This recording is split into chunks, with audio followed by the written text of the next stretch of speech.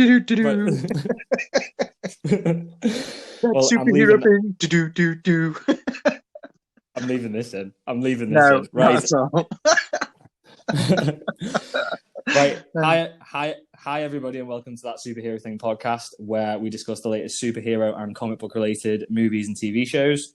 I'm your host, Nick, and joining me, as hopefully will be every week, is my co-host, Anthony. Morning, Hello. Anthony. Hi. Hiya. You all right? Yeah, not bad. We've already done this, haven't we? It's weird. Yeah. Right. So this is episode 1 of our new podcast. Hopefully there'll be more than one episode, but it depends how today goes, I suppose. So what we're going to be doing is just every week going through the latest news around comic book movies, superhero movies, TV shows, movies, that sort of thing. And then what we'll be doing each week is, or for the next few weeks anyway, reviewing and talking about and theorising the latest episodes of Wandavision. And then obviously after that, we'll start talking about like Falcon and Winter Soldier and stuff like that. So if we start, should we start off with the news for this week? Anything's caught your eye this week, Anthony, on the news, comic book related news? No COVID talk or coronavirus talk or anything like that. It's just the general talk of like Spider-Man 3, and there's been mentions of the fact that now, after all the conversations about the old Spider-Man coming through, there's been talks that apparently they've not seen them, or things like that, and there's just that question in the air again, isn't there, of what is actually going on? Yeah, I know. Yeah, I think with, obviously we'll get into it with like Wandavision, stuff like that, and potentially a little Spider-Man nod / not a cameo, but a little bit of a nod to it. So hopefully, when we get into like more about the multiverse, that'll start sort of opening up. One thing I did see about, which is the tiniest piece of news from this week, but apparently Tom Holland has been interviewed about filming Spider-Man 3, and obviously he's been filming the Uncharted film beforehand. And apparently he's been, I don't know about the hair, but apparently he's been walking too manly. Oh. Because when he's been playing Nathan Drake, he's had to put on this like macho facade and stuff like that, and he's been walking too manly as Peter Parker. So they've had to tell him to stop walking like a man and start walking like a boy, because apparently he's too butch. Too butch as Peter Parker. To be fair, I have wondered about the Uncharted film, because he does look 10 still. Like that's the thing, isn't it? I know. Yeah, I don't know. They're gonna clearly go for a young Nathan Drake, but they're getting it's Marky Mark in it. Mark Wahlberg playing I can't remember his name now. No, I can't. Victor or something like that. But they're basically the older fella. But he's obviously a lot older in the games as well. So yeah, they're obviously going for a younger one. Sound okay? So bits of news for this week. First bit of news that I saw was obviously the Falcon and the Winter Soldier trailer. So got released on last Sunday, so a week ago today, with the Super Bowl. So thought we could have a bit of a sort of breakdown as that, what you think it sort of shows us, what it reveals, where the show's going. You've watched it, haven't you? You've seen the Falcon and the Winter Soldier trailer. Do you know what? I would love to say I haven't, I know. That's terrible. Right, well, that's good, because I can sort of tell you a bit of a gist of it. So it's got like, from what I've seen so far from the trailer, it's very much like a bit of a buddy cop feel of like a TV series. So it's kind of like they hate each other, but they're kind of mates and stuff like that. The thing that I it's a bit of a weird one, because obviously at the end of Endgame, he's been given the shield, and Cap sort of selected him as the new Captain America. But he's obviously not. He's not in this. Now, apparently, from what I've read, it's a bit of a case of, even though Cap, or Steve, let's say, has selected him as the new Cap, whoever's sort of running the show has sort of said, well, not on our watch. We don't want you to be the new Cap, which is a bit weird, because he seems to have like a really cocky attitude in the show, considering he's just been sort of told he's not got the job, sort of thing. We also see in the trailer that Zemo's back. So Zemo from the Civil War film. So he's back. He's got his full costume. He's got his purple balaclava thing as well. So that'll be good. There's a bit of a clip in there as well with, I think we saw it in the very first trailer, which I think was the last Super Bowl, where Sam's throwing the shield. I'm doing the action here as well, where Sam's throwing the shield at the tree, and when it comes back, Bucky grabs it. So I thought that was kind of good, because it's kind of, is it trying to sort of put across like who's going to get it, which of them is going to get it? But I think we talked about it before. I think it's got to be. I think there's been a few potential leaks as well that he's going to be the new Cap. But I think they've got to, haven't they? It's got. I don't think you can give it to. You can't give it to Sam at the end of Endgame and then take it off him and give it to Bucky, can they? Or can you? Do you think you could do that? Maybe. Don't know. No, I think it'll stick with Sam. Well, we start off from what we see in there as well. There is another scene of I say scene, like a very, very quick clip, and there is somebody running onto I think it's like an American football field in the full sort of Cap get up, and he is, again from the comics, he is a character, US agent. So the character's name is John Walker. It's actually an actor called Wyatt Russell. But again, people, if there's anybody listening to this, they'll probably already know that. Yeah. But he is Kurt Russell's son. And he's basically been made the new Captain America. Now, whether they're going to go down the route of he's not as good as he should be, or he can't cope with it, or can't hack it, I don't know. But that's going to be quite interesting. Sort of them having to sort of Sam and Bucky having to see somebody else with the mantle who's not them and who's not Steve, and how that's then going to go from taking it away from John Walker and it obviously passing down to one of them. Yeah. What do you reckon? I think we'll end up, it'll be like the very last shot of the very last episode. We'll have either Sam or let's be honest, we'll probably have Sam becoming the new Cap. What do you reckon? Do you know what? I didn't know. I always just assumed that Bucky would take over, you know. And I don't know why. All the way through, yeah. I think because it's in the comics. I know they both have in the comics, haven't they? But I always thought, like, with the little sort of hints and clues, like, again, like in the first Captain America, the first Avenger, we see Bucky with the shield, and then in Winter Soldier, we obviously have that shot of him standing there with the shield, ready with it. So I think it sort of dropped hints as to this is where the future is going to go. Yeah. So I was quite surprised when they gave it to, and not disappointed because Anthony Mackie's a great actor. Yeah. And Sam's a great character. But I don't know. I think there was a little bit of disappointment that if it goes to Sam, we're never going to see Bucky as Cap. Whereas I think if it had gone to Bucky, I think further down the line, maybe potentially quite quickly, it could have ended up being sort of Sam's job. Do you know what I mean? But I feel like because we've bypassed Bucky, it's never really going to happen. But it looks good. There's not too long to wait for it either. I think we've got the last 3 episodes of WandaVision, and then I think there's a week break, and then we're straight into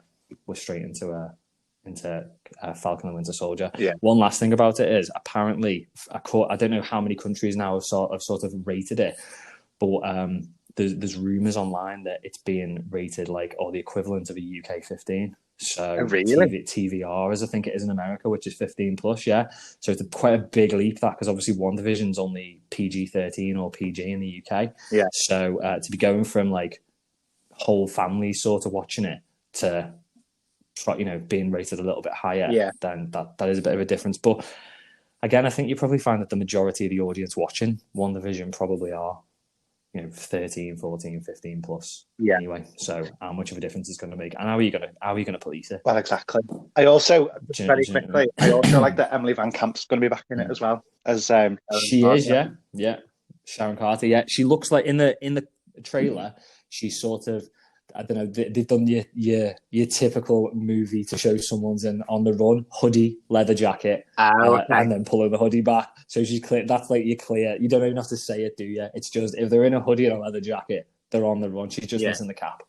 That's all it is, missing the cap. But yeah, pretty much. But yeah, she was good as well. We didn't really see much of her in the movies. No, she's obviously been in a couple now, but she's sort of not like a wasted character, but I don't think we've really seen enough of her. But I'm liking this. It's quite good that she's. Sorry, I'm liking this in general with the fact that you've got the characters like Emily Van Camp, you've got Kat in WandaVision and stuff like that as well. They're all kind of like crossing over to keep the fact that it's all one universe. So although she started out in Thor and it was the Thor films that she was doing, she's now sat in the middle of WandaVision and doing all that kind of stuff instead. So I just think it's really good, and it's fab with the level of continuity that they have. Yeah, no, I know. Yeah, she's a cracking character as well, Darcy, and we'll talk about Darcy as well a little bit more when we get on to when we do a little bit of a recap of WandaVision. But yeah, she's brilliant. We obviously knew she was going to be in it. Yeah, but I think her and Jimmy Woo are absolutely brilliant. Yeah, I think it wouldn't be WandaVision would not be what it is. Obviously, Elizabeth Olsen and Paul Bettany, they are the main part of the show. Yeah. But I think the supporting cast is just it's absolutely brilliant. Okay, next bit of news that I saw, a little bit of a quick one before we get into one that's slightly bigger. Kraven the Hunter. So again, classic Spider-Man villain. Apparently Sony are making a movie again, but it's the Sony Spider-Verse, so it's not probably going to tie into MCU. But again, we don't know what's happening there. So the big news from this week was that Keanu Reeves had apparently been offered the role of Kraven. They were first saying that he had just been offered a role in the film. That then became the fact that he'd been offered the lead role as Kraven. And then it's very quickly been changed to he was offered it, but he's turned it down. In my opinion, that's probably a good thing. I mean, I'm sure Kraven's he's a good character. He's a big there's quite a lot of story there, obviously from like Kraven's Last Hunt and stuff like that in the comics. Yeah. But I think my concern would be he's such a good character and a big character from the comics that if he's going to be in it, I'd rather than him sort of being like a side story that's possibly never really going to be dragged into the MCU, I think it's better for him to be part of like the Tom Holland storyline inside of things. Yeah. Again, it could happen, but I'd rather him be that. And again, I think to have somebody like Keanu Reeves potentially being this is it's probably a big thing to say, but potentially wasted in a Sony Spider-Man movie. I think he's got, I'd love to see him in the MCU, and I wouldn't, the fact if he was used in that way in one of the Sony movies, I do think just that it'd be a waste, a waste of a cracking actor. We won't talk about Bill and Ted 3 because it wasn't good, and that was a waste as well. do you know what? I haven't watched it yet. Oh, lucky you! It wasn't great. I love Bill and Ted, but nah, it was shocking. Okay, another bit of news. We've had a few bits of news about from the Snyder Cut. Don't even have to tell you what the film is because obviously we all know what it is. Yeah.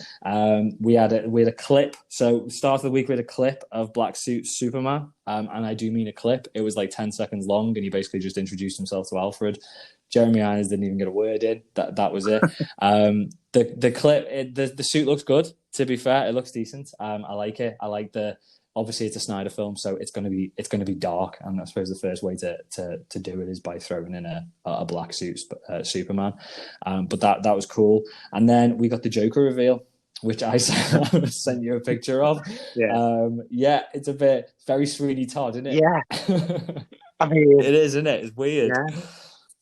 So what do you think? Do you like the look? It's got to be better than rapper Joker from Suicide Squad. I mean, I think the thing is that they're obviously trying to do something different, and that was the whole idea behind the original version that Jared was starting to kind of portray, because that version of the Joker is in some of the comics as well, but it didn't fit, and the hype behind him to then have only, as much as people can say, like, he really wasn't very good and, all of that kind of stuff, and it wasn't the type of Joker that they wanted to see and blah, blah, blah. I don't think he was given enough of an opportunity because his part was so small in the grand scheme of things. Yeah. So you can't really establish such a complex character in such a small amount of screen time. So and there's a lot of backstory. I know you say that though, but I don't know, but Marvel have kind of done it, haven't they? And it's like, and I know, there's this whole debate, and people, if anybody is, when hopefully some people do listen to this podcast, I think most people have got a little bit of a preference, and obviously, we don't want it to be an MCU solely based podcast, and we will obviously cover DC stuff and Star Wars and all that sort of thing, but I think like a lot of people, I mean, I've got a preference for the MCU, and it's not necessarily the characters. I think it's just how they've handled things. And I get what you're saying. Like, obviously, you know, I don't know like how they got it wrong. I mean, it's Jared Leto. He's a big actor. He's a good actor. He's a method actor. Every performance he does, it's a very it's a strong performance, and it's a memorable performance. Yeah. And don't get me wrong, I think his Joker, it 100% was a memorable performance, but it just wasn't for the right reasons. And I don't think they necessarily needed to go into massive amounts of backstory, because when you think about it, Joker really hasn't. And I know he's got a backstory and he's got multiple different sorts of origins in the comics, but I think if you said to the random person on the street, what's Spider-Man's origin story, they're going to be able to tell you in 2 seconds. I think if you said, what's Joker's origin story, most people don't know. Yeah. Or, like most sort of Joe Blogs people don't know about it. Yeah. But people still know who the Joker is, and they know about him. They could probably rattle off loads of other bits of information from him, but his origin's not necessarily his big sort of key defining factor. Yeah. But so I don't think they needed to go into that. I just think they made a mess of it, and whose fault it was, I don't know. But I think probably studio interference, which is what sort of happened with Justice League, and hopefully we're going to get a bit more of a proper vision of the Joker. But I just think it was a mess. And Marvel do it all the time. They'll drop like big characters into a film for less time than the Joker had on screen in Suicide Squad, and it's established. They managed to in that time establish them as part of the universe. Yeah. And I think it's just, unfortunately, it's suffered from the constant issue that they have with the DCEU, if that's what we're calling it now, that they're just trying to cram too much in too quickly. Yeah. And it's just getting away. I was going to say, I think the part of the problem is that from Iron Man, Marvel kind of was already establishing this. They'd already made this plan that this was the way it was going to go. And as soon as kind of DC have seen that this is working and it was really good for them, it's like that whole thing of being in school and trying to do your essay the night before it's due in, where someone else has sat there and spent 4 weeks, writing it all out properly and stuff. So DC have kind of thrown everything they can at it, and they've done it at such a fast pace that the writing, the continuity, all of those kind of things, they just could have been better. Even the jokes landing and stuff like that. When I watched Spider-Man v Batman, I'm not going to lie to you, I watched it in the cinema. I did. Spider-Man. Sorry, Batman, Superman versus Batman. Sorry, Superman versus Batman. I actually fell asleep in the cinema because there was just so much. There wasn't action. It was all just talking, and it was. And I probably had a rough day that day anyway. But like, it was trying to shoehorn in loads of information for you, so that they could get onto the next one. It just got boring. It just didn't work for me at all. And I think it's the same with Justice League, and just you can see where they were trying to throw jokes in and stuff like that, and they just weren't landing the same way that they did with Marvel. And it's because it's just so much more well thought out, in my opinion. Okay. Yeah, no, that's it. It's the fact that they've just taken the time. But we'll see what happens with the Snyder Cut. We've had a few trailers for the trailer this week. We've had a shot of Black Suit Superman. We've had Darkseid, a shot of that, and then we had another Bat-Tank as well, didn't we? We did read Bat-Tank yesterday, I think it was, and another shot of Wonder Woman doing a little flip. That sounded really demeaning. That doing like a flip in the fight against, in the fight, one of the fights in the film.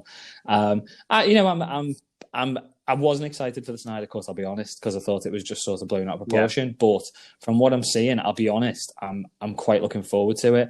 We're recording this on Sunday, the 14th, Valentine's Day. So the full trailer for the Snyder Cut is coming out today.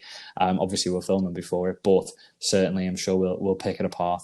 We'll pick it apart next week if we get around to doing an episode 2. But yeah, no, obviously we've had quite a lot of news around that. Last couple of bits of news that I've seen this week. Big bit of one massive thing, but let's probably best not delving too much into it in our first podcast. Gina Carano has been fired from The Mandalorian. for a few tweets that she put out. Don't think it's really our place to sort of get into. It's a bit deep in it for episode 1 to be getting into that side of things, but she's gone. Yeah, I think we'd be stupid not to cover it at all. A few other bits. We've had casting for the Last of Us TV series, which that'll be interesting. It sounds like it's basically going to be Mandalorian in a different setting. So we've got Pedro Pascal as Joel, and then we've got Bella Ramsey as Ellie, who we'll know Game of from Thrones, Game of Thrones. Who she was boss in Game of Thrones. I mean, like her first appearance, everyone was just like, she is just hard. And the final scene just confirmed that, didn't it? Like, she was just amazing. Yeah. So she's going to be good. She's going to be good as Ellie. So that'll be interesting. And then the last little bit of news that I saw, which was probably sort of lost in some of the other big news that came out with like Justice League and stuff like that. There was I think it was Joe Russo, who's obviously one of the directors of Avengers Endgame. He was getting interviewed on another podcast called Lights, Camera, Barstool, and they asked him about how he would want to be bringing in the X-Men into the MCU, and particularly Wolverine, because obviously he's such a big character.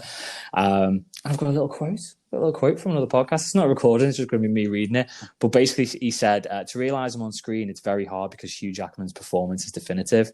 He said, it's like Batman. You really have to think of a way to find the right actor to come in and give a really different take to that character. But he'd obviously love to see him on screen. He said he thinks that the best thing to do is to take a break without question. You need a bit of a palate cleanser. You need to rinse the towel a little bit, let everyone enjoy what was, and then come up with something new. But he'd love to take a crack at Wolverine at some point. So first thing, to see the Russo brothers try and have a crack at the X-Men and particularly Wolverine, I think that'd be very interesting. But I would agree with him. I mean, as excited as I am that Fox has sort of not got that anymore, or they have, but Disney have got Fox, and we're going to start getting that sort of thing in the MCU now, is great. But I do feel like, particularly with the X-Men, and some of them were fantastic films. Logan was a brilliant film. The first couple of X-Men films I thought were great as well. But I think through the lack of continuity, even probably similar sort of issues that DC is suffering at the moment, despite them having years to sort of iron out the problems, they were just a bit of a mess. And by the end, it just became a complete mess, really. Despite Hugh Jackman's fantastic performance as Wolverine, but I mean, I think he's right. I think they need to give it a decent amount of time before, whether they will, obviously, from what we've seen in WandaVision, but I think they need to give it some time, particularly before we start getting maybe some of the big name as and when they do X-Men. As and when they do come back, I think they need to give Jean Grey a little bit of a break as well. Because every attempt at her... Well, I don't know whether they will. I think... It's just that every attempt at her story so far has been a bit naff. And she's such a good character. Yeah, but they don't help themselves, do they? I know. Yes, she is. I mean, the Dark Phoenix saga, it's like one of the biggest MCU stories ever. And I think even people who aren't massively into the comics, they know about it, or they should do, because they've seen the same film twice. But because that's all it was, wasn't it? At the end of the day, The Last Stand was just Dark Phoenix. It was the same. It was like beat for beat the same film. I think. I mean, I'd love to see the X-Men in the MCU sooner rather than later. Obviously, we're going down the route of the Fantastic Four, which will probably be the first, or will be the first sort of time we properly see them. What happens with WandaVision again, which we'll get into in a bit. But I think if they do bring the X-Men in within the next 5 years, I think the best thing they could do would be to start off with some of, not maybe the lesser known X-Men, but some of like the lesser explored X-Men. So I think you could probably a push even get away with like Cyclops and Jean Grey, because the stories haven't been memorable in my opinion from the movies. But I certainly think you need to leave all. Well, I mean, if you think about it, Storm's she's just hardly been. I mean, Halle Berry was great, but she's not really been. We had the accent problems like Wanda, but we've not. Again, it's been years since we've had a memorable Storm, and I know she was in like the latest ones, like the Set in the Past movies, but I just don't think they did enough with her. Not the actress, but I don't think the story sort of, again, it was sort of like trying to cram a load in again. rather than taking your time. So I think if we go down that route of bringing in the X-Men in anytime soon, I would imagine or hope that we'd probably go with like the original team. So like Cyclops, Iceman, Jean Grey, Beast maybe, and Storm, and just keep it simple, and possibly Quicksilver as well. Yeah. From where we're going with WandaVision, but yeah, sounds so. I think we've covered the main bits of news. Obviously, we can't cover the Justice League trailer, but we will 100% be covering that and picking that apart next week. Anthony will watch the trailer next week, so that he can talk about it. He might even watch Falcon and Winter Soldier trailer next week. I've actually got it loaded up, ready to watch after the thing now. Oh, it's too late now. It's too late now, Andy. Far too late. We've got it ready. So, right, let's get into WandaVision. So, the first thing I'll say, if anybody is listening to this, spoilers.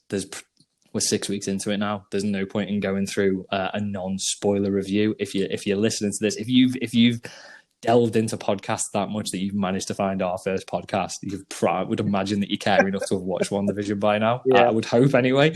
And you've clearly got nothing better to do. But yeah, so we're doing it in a bit of a weird way because obviously we're already 6 episodes in. And I don't think the best thing to do 6 weeks in is to go and do a massive detailed breakdown of what's happened in episode 1 to 5. So I think if we just, as we said, just go through some of the main points, characters, maybe where we're up to so far at the end of episode 5, which was obviously a big ending in that episode, and then again we can go into quite a lot of detail on episode 6. So obviously we've episode 1, 2, 3. It was basically just set in Westview, which we now know there's something weird going on. We've got the Maximoff anomaly going around that. We're jumping from time periods, so we've gone to the 50s, 60s, 70s. We've had quite a lot of clues dropped in all the way through, but again, some of them have been answered, some of them haven't at this stage. So running through episode 1, obviously we met the main cast. So we met Wanda, we met Vision, we met Agnes, who is played by Catherine Hahn, who's brilliant in this so far. She's out. I thought we knew. I think again, it was a bit like when Paul Rudd got cast as Scott Lang. I was a bit like, wow, that's bold traits. I know she's a great actress, but yeah, it's like it's not what you'd normally expect in an MCU, or not necessarily in the MCU, but if you think of like what type of actor you're having in a superhero film or a superhero TV show, I wouldn't have picked. I wouldn't have put Catherine Hahn, but she's when you look at the past credits of different actors and stuff, you wouldn't necessarily put them in that kind of role. But even since he's been taken a little bit more seriously anyway, Paul Rudd, doesn't he? Because now he's looking at things like Ghostbusters and stuff like that as well, which is fab for him. So yeah, no, it's good. It's good. And then I suppose there's a few other characters we've been introduced to as well, even in the first episode. So we got Jones, who is looks like budget David Schwimmer, who's in there with his mustache and his floppy hair. There's a few. Let's go through the gist of each episode, and then we can sort of go through like the run-in, or the running clues that have gone through. So obviously, first episode we had the dinner with Mr. and Mrs. Hart. Mrs. Hart, Deborah Jo Rupp from that 70s show, amazing. Was absolutely buzzing when she popped in. Yeah. She was just Kitty. She was just Kitty Foreman all the way through the episode. It was brilliant. We got a few, not necessarily clues that haven't been answered, but a few like little sort of nods in the first episode. So we got like Vision holding the tenderizing hammer, which can't not have been a nod to him picking up Mjolnir. Yeah. So that was good. We obviously got again something that's been running all the way through. We got the hexagons all over the place. We got Vision, let's go Paul Bettany. We got Paul Bettany singing Yakety Yak. Oh my god, just I laughed the best so thing. Hard at that. I didn't know I needed it, and then I saw it, and I was like, "This is just brilliant. This is absolutely fantastic." Paul Bettany singing that. We obviously got the advert, but we'll come back to the adverts because they're sort of obviously like a running thing all the way through. And then the first sort of clue that things weren't going right or were a bit weird in the first episode was obviously Mr. Hart choking on the strawberry. and Kitty, I'm going to call her Kitty. I know she's missing heart, but Kitty telling or we think obviously first telling Arthur to stop it, but it had to be directed to Wanda, didn't it? So I think that was obviously the first clue that Wanda's in control. But I suppose is she? We've got to get from there as well. Episode 2 was Don't Touch That Dial, which obviously jumped us to the 60s. It was the magic show. What did we have in there?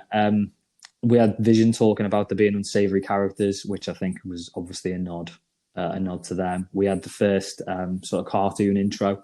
Again, there's a few clues in the intros as well. Won't go into the intros massively in this one for each episode, but I think there's a few bits to talk about in episode 6. What else did we have in there? One thing that I sort of I did a bit of digging on this one in episode 2. So in episode, and it took me, this is because obviously we're preparing for our first ever podcast. I've watched these episodes like 8 times. I've made loads of notes on them, and I'm going to end up using them. But that didn't strike me as weird until this episode.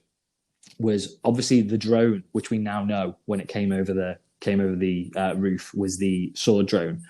That had obviously we now know sort of changed form, and we've obviously had it with a few things like Monica's clothes and stuff like that, but things from outside, as we saw at the end of episode 6, sort of changed form to suit Wanda's reality in this. And we had the helicopter, and when literally as the helicopter bit finished, I was sat there and I thought, I wonder if there's anything else that we're not aware of that that's not obvious, that sort of she's changed the form of to sort of suit this reality. And then Agnes rocks up with the bunny, the rabbit, Mr. Scratchy, the rabbit, and she says he plays, because they're saying like, is he going to be all right doing being part of the performance?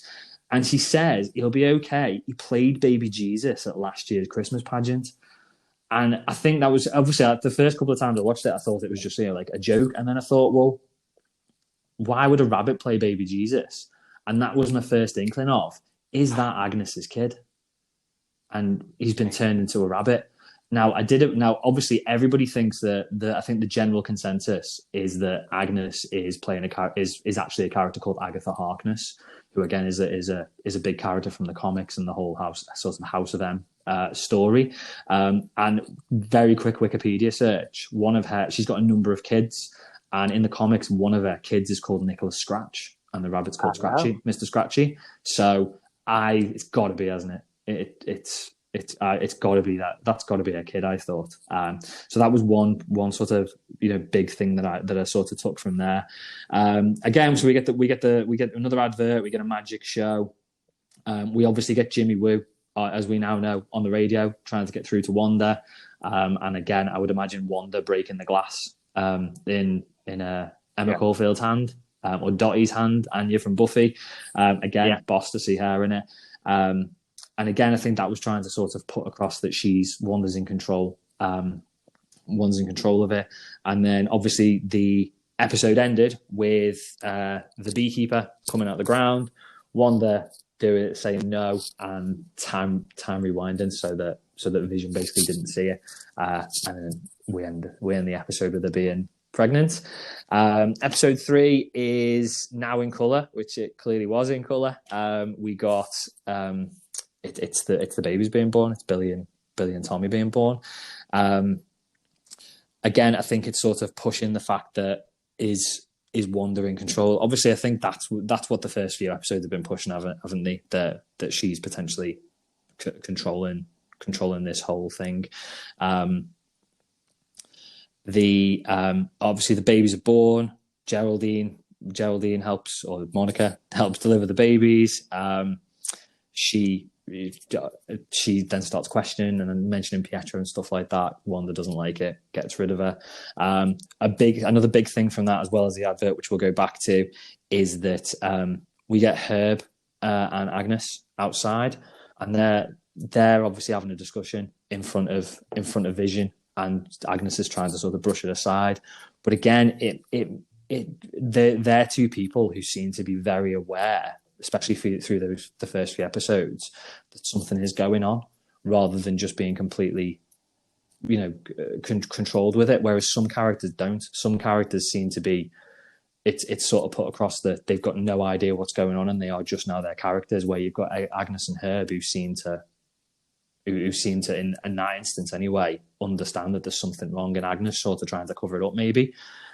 So again, I don't even think we still 100% know what that is. Who knows and what's going on, especially when we get Agnes in the latest episode. And then obviously when Geraldine gets thrown out, we get Sleepy Jean by the monkeys, which was obviously in the trailer, which was what led to my original theory, which I put all over Twitter, and I thought I was dead clever, that Catherine Hahn was playing Jean Grey. Don't think that's the case anymore. It was worth a shout. It was a big shout, but I thought it was I don't know. There was Marvel do things for a reason, and I just thought they wouldn't have put Sleepy Jean in there if it wasn't going to have something to do with. I've got another theory for that, but I'll bring that in when we start talking about episode 6. Okay, that's fine. Right. So let's go through episode 4. So episode 4 was We Interrupt This Program. It sort of caught us all up, didn't it? We started with the blip, the end of the blip with Monica coming back from being dust. It was a lot more dramatic than the one that we saw in Far From Home. I feel like the one in Far From Home, when they got him on video, everyone coming back, it was just like instantaneous, bang, everybody was back. Like on the play, on the basketball court and stuff like that. It was very quick. Whereas on this one, it was a lot more dramatic, a lot more elaborate. People elaborate as podcast 101, isn't it? And then obviously we got caught up. So we got we found out that Monica's mum, Maria Rambeau, had died, which again I thought was quite a big thing to get rid of that character, because I thought we'd see more of her going forward. We met Tyler Hayward, who is the new acting director of Sword. One thing that I just thought was really weird was, Tyler Hayward says that Maria Rambeau built Sword from the ground up years ago and all that sort of stuff. How have we not seen it? I mean, it's got like a big building. The building looks like the Triskelion from Winter Soldier. How is this the first time where we're seeing Sword? But just saying that now, maybe there's another thing that I think we were talking about, and I was talking to my little brother about as well, is that, which again we'll come on to probably this episode, next episode, but we'll get back to that one. Right, you're gonna have to keep listening now if anybody is listening. We met Jimmy. We met Jimmy Woo, who very first time he's on there does his little card trick that he's learnt from Scott Lang in Ant-Man and the Wasp, because Scott had learnt all the sleight of hand magic and everything like that. We meet Darcy for the first time, who again is a quality character. Going back a little bit, Monica obviously sends the drone in at that stage. Now the number, I checked this because I'm sad. The number on the drone looks to be the same number, and obviously the same drone that Wanda finds in the hedge in the front. But I'm just a bit confused as to how sort of time's working, because are they seeing it? Are they seeing it live as the broadcast that's coming out live? Because which is probably the next day, because it says 24 hours later, Darcy's watching it. They're obviously in the 50s episode, so episode 1. But that drone obviously went in at least the day before. So where was it? What was it doing? Was it just floating around in the air? And then it hit a day and a half later, because it hits basically just before Jimmy phones through on the radio to try and speak to her. But that had been days before when they sent the drone in. So I suppose was it another drone? Was it the same drone? Don't know, but I just thought that was maybe it's just a little bit of a plot hole and oversight, but I thought that was weird.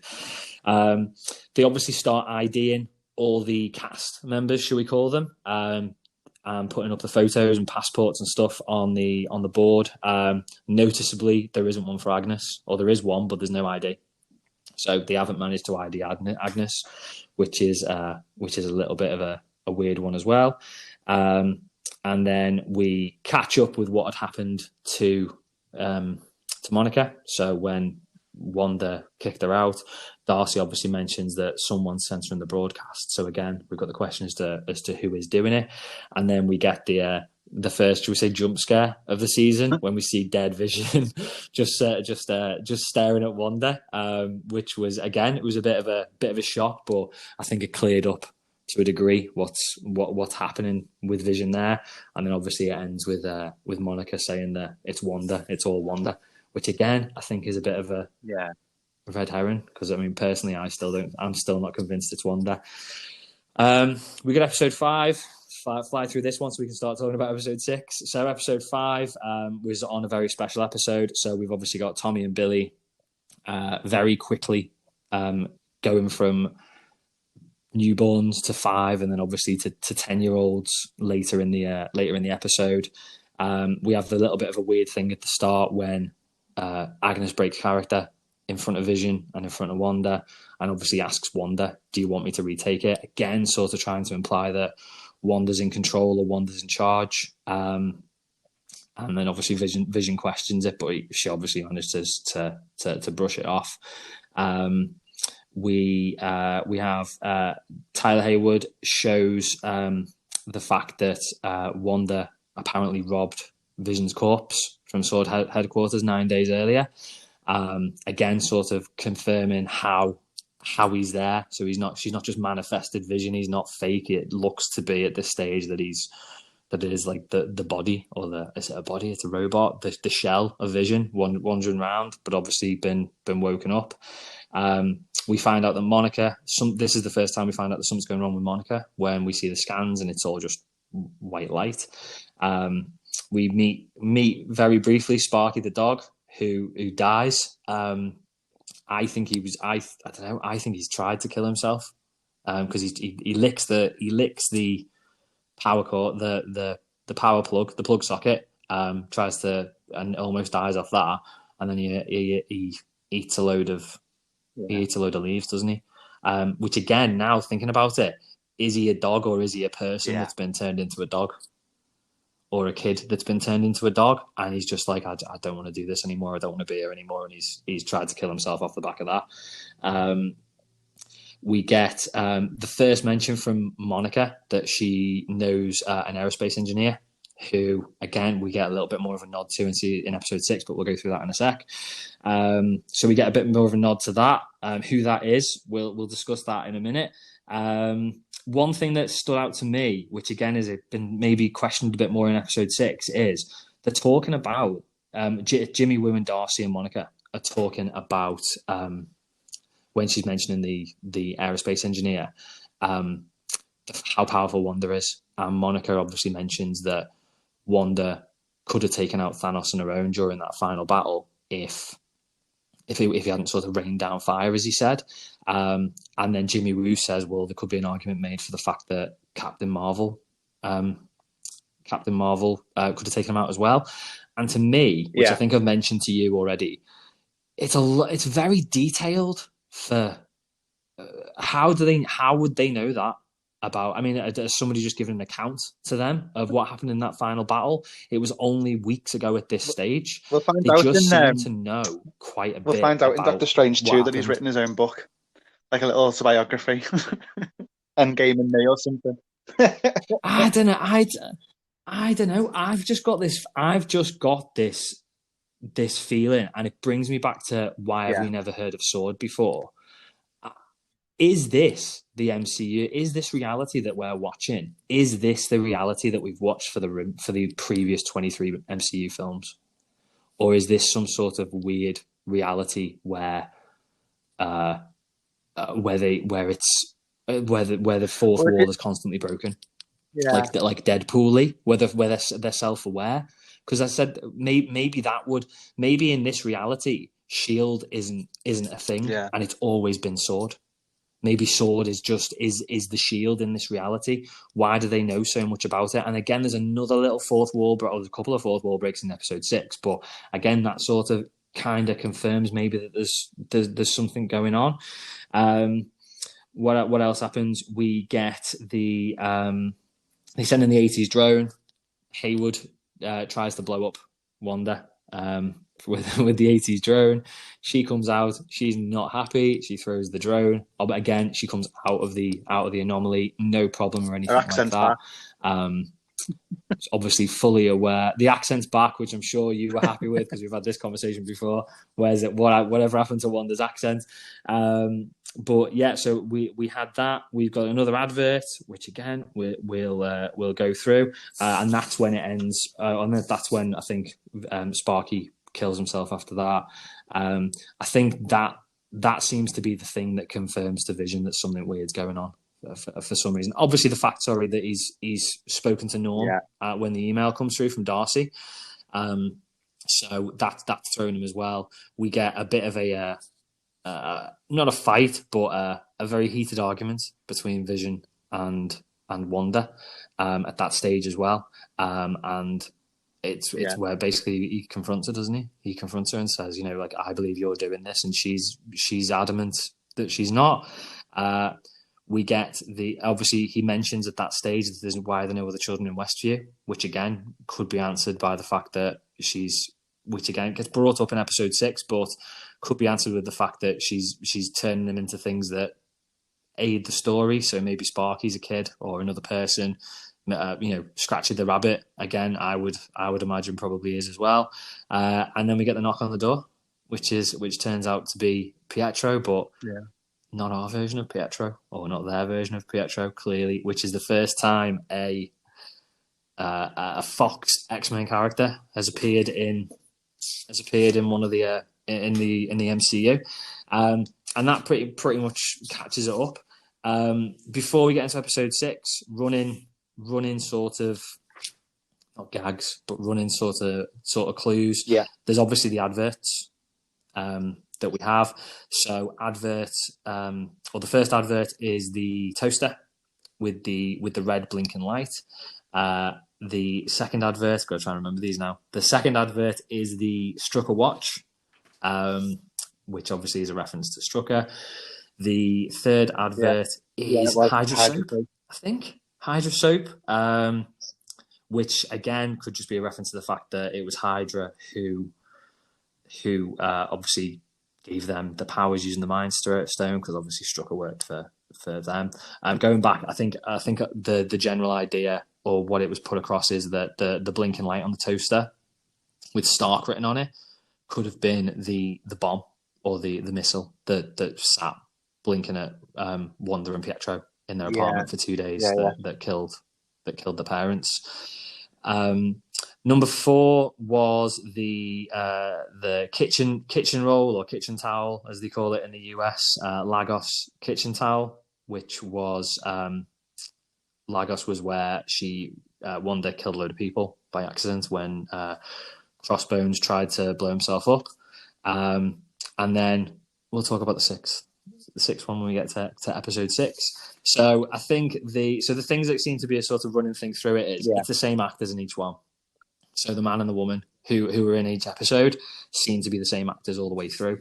I think the first sort of thought from me and through a lot of the people as well is that it's sort of highlighting, big events in Wanda's life, Wanda's story all the way through, and then something which at first, my little brother mentioned to me, and I was speaking to a couple of people on Twitter about as well, is that they all seem to reference an Infinity Stone each advert. So the first advert is obviously the Stark toaster, and I could not wrap my head around how this was an Infinity Stone. I couldn't get it. Somebody, and I promised I'd mention them, somebody from Twitter, someone on Twitter called Corellia Christina, who is at Stinkfly31 on Twitter. They basically explained to me that the toaster, so it looks like a face. If you look at the toaster, it looks like a face. It's got 2 eyes, and then the flashing light is smack bang in the middle of the eyes. It's made by Stark, which is, you could say Vision is made by Stark. And it's a toaster, and sort of a running gag in some of the Marvel films, I think, but particularly the comics, is that he's a toaster. They call him a toaster. So that flashing light in the middle is the Mind Stone, flashing in the middle of Vision's head. So that's your reference to the Mind Stone.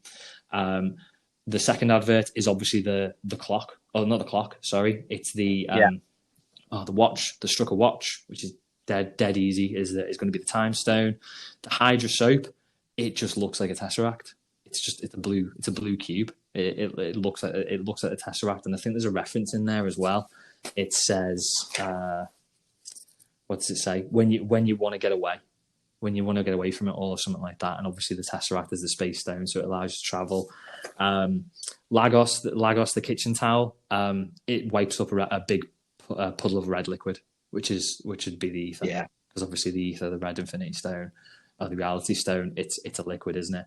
And then I'm a little bit more struggling with the last advert, but again, we'll get into that in episode 6. There were a few other things that I thought were potentially running through that were weird, but I think maybe they're not now, because I don't think they've sort of been followed up since maybe episode 3. One thing, and I might be overthinking it, is every intro is obviously different. So we've got the 50s intro, the cartoon intro, we get the 70s one, the 80s one, and then obviously the 90s one and the latest one, which is a nod to Malcolm in the Middle, I would expect. Every intro obviously ends with a Wandavision logo, and all the logos are different. Obviously, they're all different, different fonts, different styles, and everything like that. But the last eye on all of them, they've all got these zigzag lines around the dot on the eye, which could just be showing that something's broadcasting or something like that. But I just thought it was a bit weird that they've all kept that tiny little sort of commonality in all the intros and in all the logos, despite all the logos being very different.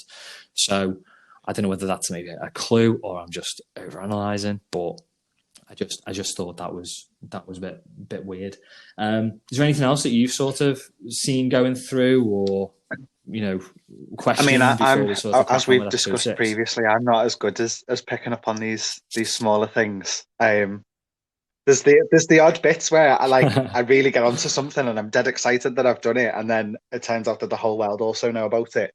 But there's nothing. Yeah, well, but that shows it's probably right. But there's nothing kind of canon through all the episodes. The one thing that really confused me, and it's something that I'm not aware that they've addressed it, but it was in the second episode with the helicopter that you were talking about before. Why was it still red when everything else was black and white? And then also the other one was when Dottie was bleeding. That was also red. So there was this theme of the red throughout that episode, even though everything else was black and white. And that is something that even to this week I'm still pondering on, because I don't understand. They don't do things by accident. This is the thing. From historic experience, they don't do anything by accident. So why would these be red? And that's that. I can only think that it's it's just a subtle nod, maybe, because I think you could at first when you said that, then I thought maybe it's because it's something that's come from outside particularly with the helicopter or the drone. It's something that's come from outside and it's quickly been changed into something else. So maybe could have literally just not had time, or it could just be. But then that wouldn't explain the blood. But maybe you could say that the blood on the hand. Yeah, but he was. That's what I mean. He was black and white when he came through, wasn't he? That's the only reason I wouldn't think. But But was he? Because when he crawled, and again, this is something I bring up in episode 6 as well. But when he's crawling through and his metal cable turns into a skipping rope, I think it is, maybe like the red and blue and white. That's definitely when he's crawling through the hole anyway, or the tunnel. It is, that is 100% in color at that stage. I don't think I don't think he's in color when he comes out. He isn't, but I don't know whether that bit of the rope still is. Black and white when he comes out. Was it still in color on his side? Because I know they pulled it back and they found it frayed and in color. But was it in color on his side? Came out color. Yeah, it came out color. Yeah, but I think it was in color when he went through. Yeah, when it broke and he started dragging it along, it was in color. I would imagine that it's probably just it's to get you talking. It's to get you thinking. It's to show. If it was just a helicopter in black and white, you wouldn't really. Why would you question it? She's just found a toy. Could have been a toy helicopter. I think it's the fact that it was in red, and again, I think the fact that the blinking light on the toaster in episode 1 was in red, and I think when you've got something that's in black and white that's not supposed to be black and white, i.e. Wandavision episode 1 and 2, it's a really, really easy well, way it's to show the that colour of something's danger not as well, right isn't it? And if by you think throwing about it, something in there. so you had the helicopter and it had come in from outside, so danger because whatever her bubble is protecting her from, that's it's a thing. But then also the blood happened as the radio thing came through, didn't it? So again, is hair bleeding? Kind of the red danger to warn you because something Is from that because outside is trying something's to come get in, through from the outside? whether it's a voice or what. Yeah, maybe. Don't know. Yeah. Yeah, potentially. Yeah, it was where there's loads going on, and we still don't know.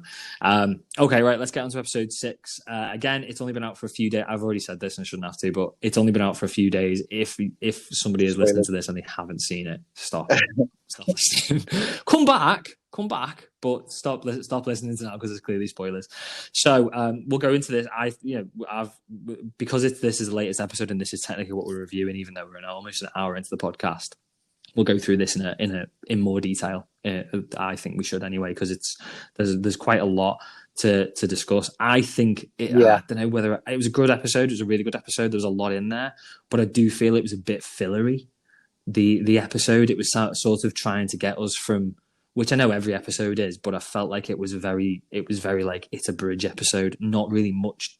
I know some things happened, but I don't think there were any major reveals or nothing huge seemed to happen that wasn't just sort of trying to get us to the next element of the story, which I think is obviously what happens at the end, which we'll get to in a second. But again, it was a really good episode. So it's called All New Halloween Spooktacular. We went straight into the intro, which was really good. I've watched it a couple of times. I think the song was brilliant. 100% had to be. I think it was a nod to Malcolm in the Middle, wasn't it? And I think even the fact that we opened with Billy. Which one's it? It's Billy, isn't it? Yeah. Billy breaking the fourth wall like Malcolm used to. 100%. Yeah, that it was good. The lyrics. I've not got all the lyrics. I think I have somewhere, but the main ones. It was like telling them saying enjoy the chaos. Don't fight it. What if it is an illusion? Enjoy the show. Again, I think it is. I don't think that's supposed to be Wanda putting that across. I think it's whoever's doing this saying to Wanda, don't worry about it. You're loving it. You're enjoying it. And there's a few more hints to that in the episode, but I think it again to me cements the fact that it's not Wanda. It's not Wanda doing this. Something else in there as well, which again I've seen on Twitter. I can't remember who pointed this out on Twitter, so I apologize. not that they'll be listening, but somebody pointed it out. When you get the bit with, someone said that on the fridge when it gets like the zoom in shot of Agnes's bum backside with naughty written on it, and then Tommy runs around the kitchen table. On the fridge, there's a picture. And it's really hard to sort of get, but it basically shows Vision, Wanda, the two kids, and the dog. And then I'll be honest, I think it's a tree, but it's very, very sort of blurry, and it is very red. And there's a few people who said that maybe it is a big red figure rather than a tree. Maybe it's a figure in the back that's sort of sat there alongside the family. I.e., could be Mephisto, who's obviously the devil. That's something else, obviously, that we've had hints to all the way through the series. That it could be Mephisto, like Agnes saying the devil's in the details and all that sort of stuff. And it's not the only place he is and things like that. I think there's been a few hints to that.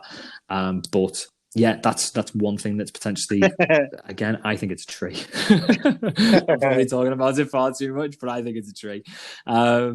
So they open the episode with the fourth wall break, which again, very, very Malcolm in the Middle, 1990s, and probably even further into like today's sitcoms like Modern Family. If they do Modern Family, I will be so happy. Family style episode. Yeah.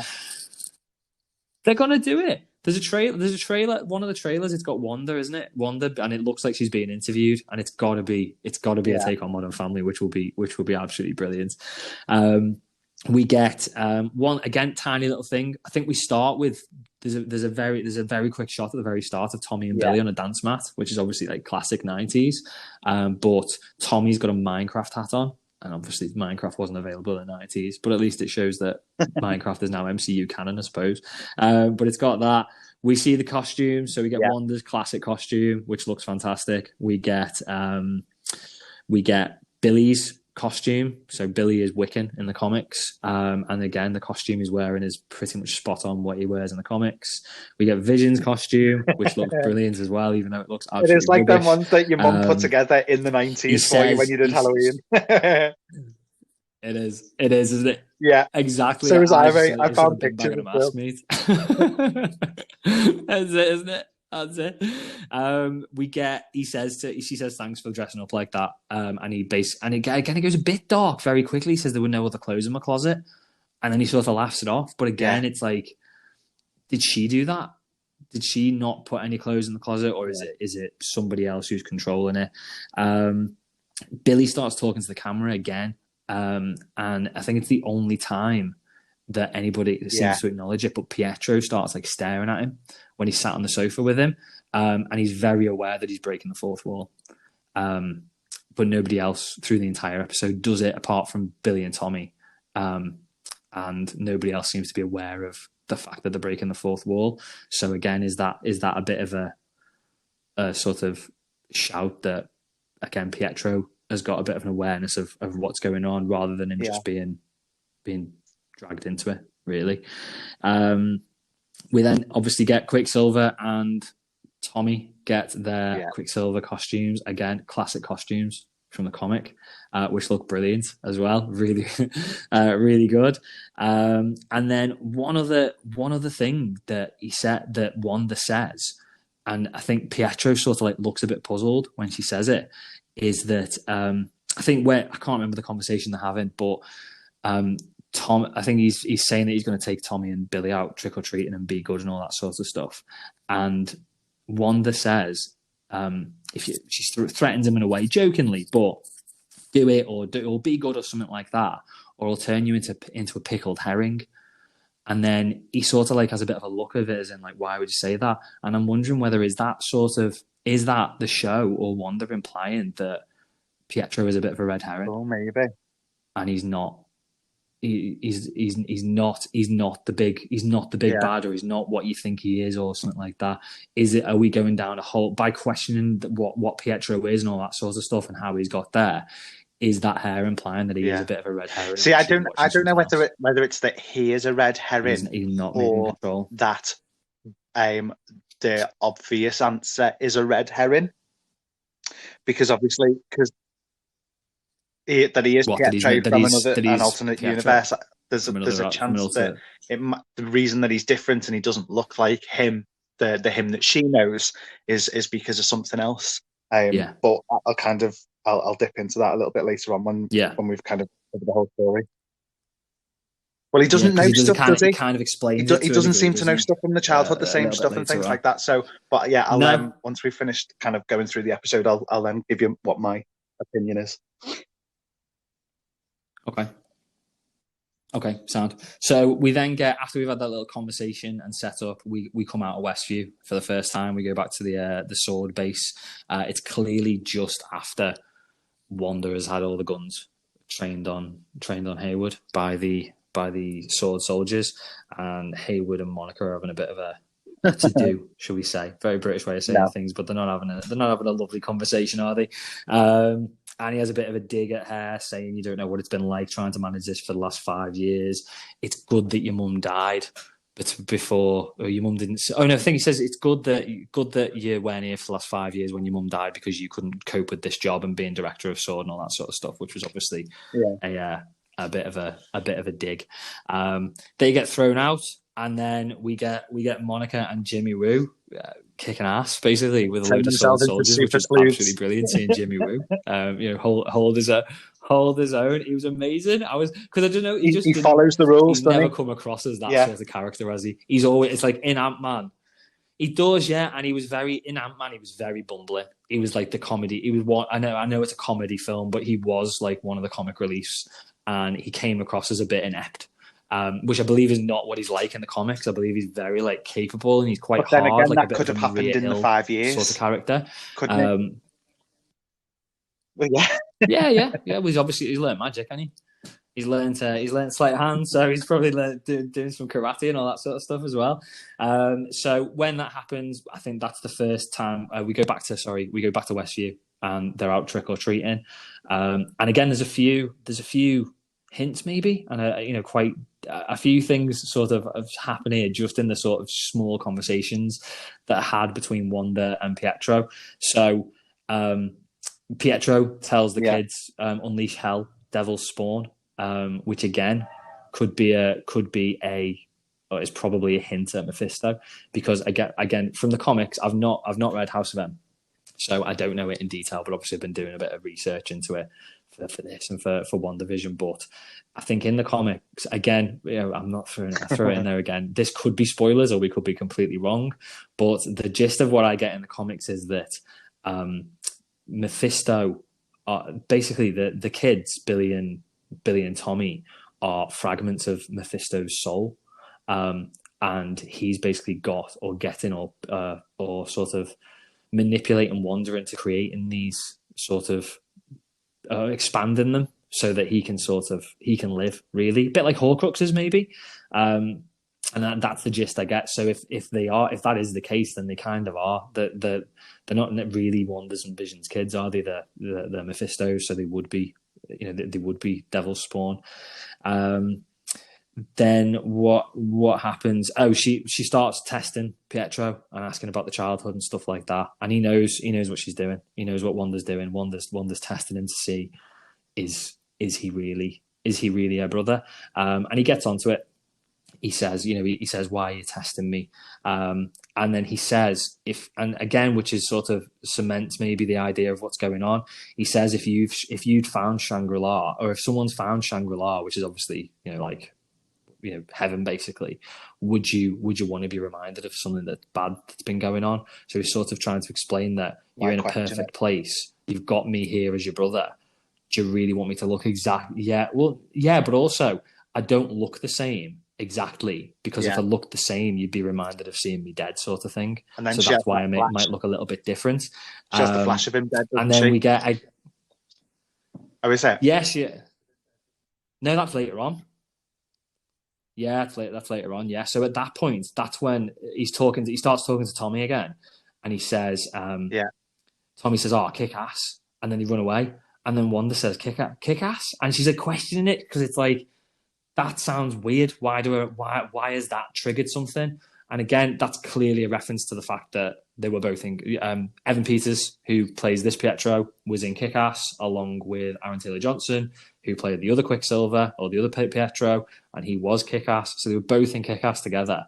And again, that's another thing that sort of brings into the fact that, what reality are we in here? Why are they? That's clearly saying or suggesting that that's triggered something in her head. The fact that he said Kick-Ass. And it's like, it's what is going on? What reality are we in here? Or is she just aware of these other realities? Is she opening the multiverse and she's just aware of these other realities where it's Kick-Ass is a movie, and the people who were in that movie just happen to look like both Pietros that she now knows. So it could be that. She goes on to have a bit of a conversation with Herb, who seems to be predicting the future in his little walkie-talkie, because he seems to be saying 2 seconds ahead everything they're going to do.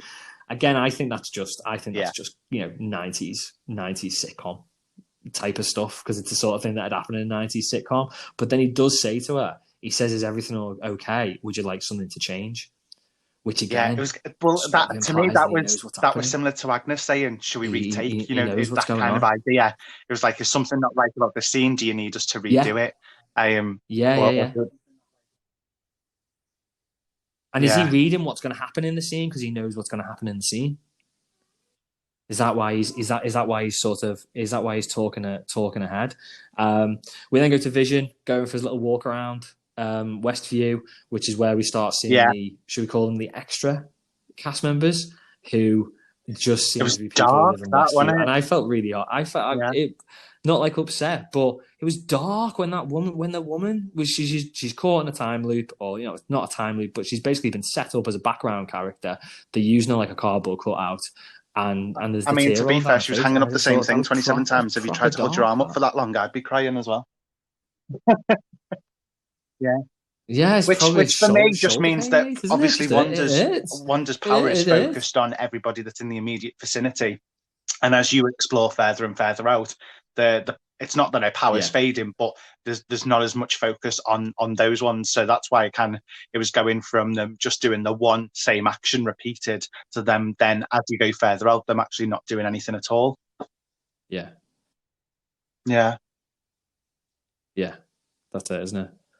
No, it was so it's again it's a question after question. Then Vision. So Vision then he changes into proper Vision, flies up and starts having a mooch around Westview. And again, loads of kids' voices, so it's weird. And again, it gets brought up by Pietro later, but there's now kids everywhere. We've not seen a kid other than Billy and Tommy for 5.5 episodes. Oh yeah, 5.5 episodes, the holiday, and now all of a sudden there's kids. There's so kids everywhere. It's the holiday. It's Halloween, so it's what? Oh yeah, it looks like holiday, that they've specifically been brought in for this episode based on the fact that it's Halloween and it's a kids. But then again, when you look at it again, until you start going outwards, even when you're sat in that square where all the kids are, where are the adults? I can't say I particularly noticed any adults in the square. Yeah. Yeah. Apart from the extras in the background. So have they turned some of the adults into kids for the purposes of the? Yeah, good shout. Maybe. Okay, cool. Yeah, again, yeah, and I think that potentially gets sort of, sort of touched on again when Pietro is talking about them later. But we'll come to that. We then get the advert, which is it's the first time it's not been a live action advert, but obviously, it was like a 90s kids advert during a 90s kids show, wasn't it? At the end of the day, it's the first time we didn't get the same man and woman or the same two actors doing the advert. It was weird. It was very dark. I don't really get what was going on, and it was dark. It was really, really dark. Again, the person I was speaking to on Twitter, Corellia, they seem to think that this is the Soul Stone. This is sort of showing the Soul Stone, and it's the fact that it's the survivor who gets it. So, because in obviously the two times we've seen the Soul Stone on Vormir, there's basically been two people there. One of them's died, and the survivor's the person who's walked away with the Soul Stone. So it's probably implying that. But then I think it could also be Wanda's. Reflect back on Wanda, because when she's getting tested on by Strucker and stuff like that, her and Pietro are the only two survivors, and she is a survivor by embracing the magic, and that's why the shark says you need to eat your magic, as in your magic.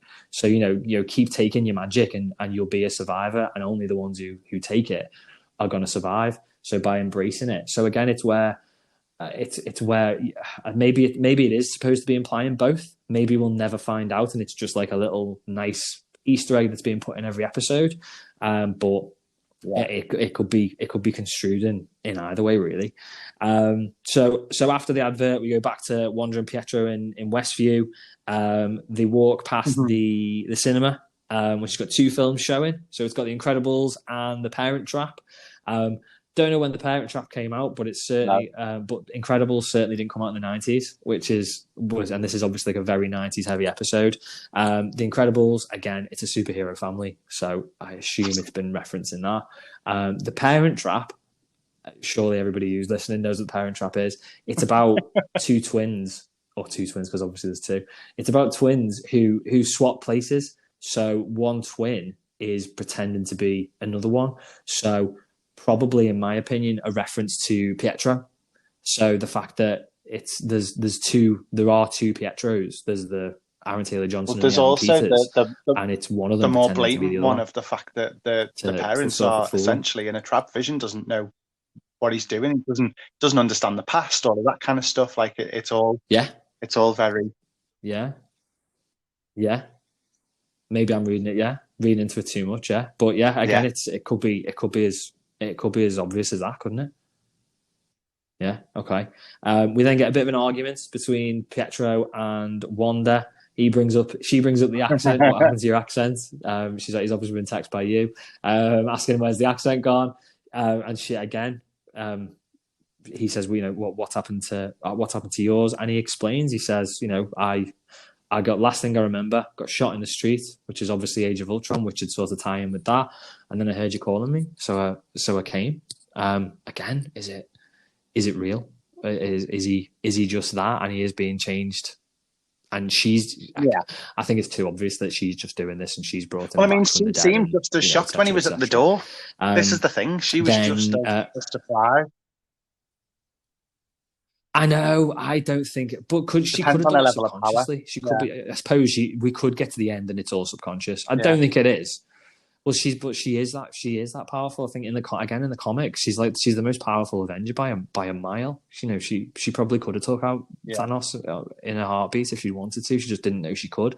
So I think this is a lot of it. This whole thing could be leading to the realization that she is that powerful. Story, she just didn't know it. I don't think it will. Obviously, from when we met them, her powers were, you know, she didn't understand. She didn't understand how strong she was. And then the second she's become kind of more powerful and started to explore it more is obviously when the whole thing happened in Civil War, and she threw the bomb towards the building and all that kind of stuff. And then there was kind of this fear about her power. So she's kind of, in a way, suppressed it quite a lot. So this now could be the point where she's starting to really find out just how powerful she is.